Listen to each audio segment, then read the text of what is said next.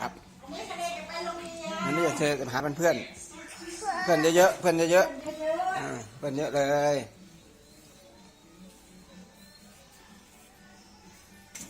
โอเคยิ้มหน่อยยิ้มหน่อย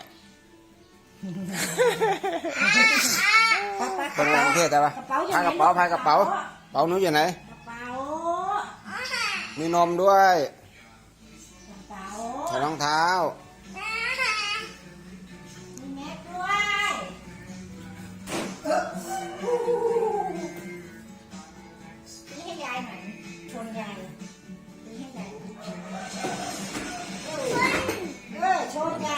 ใส่รองเท้าใส่รองเท้า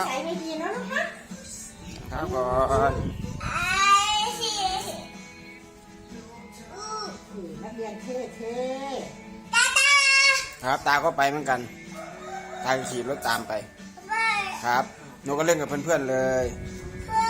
เพื่อนเยอะๆเพื่อนเยอะๆครับเดี๋ยวตารถมาก่อนเอารถออกมาก่อนครับ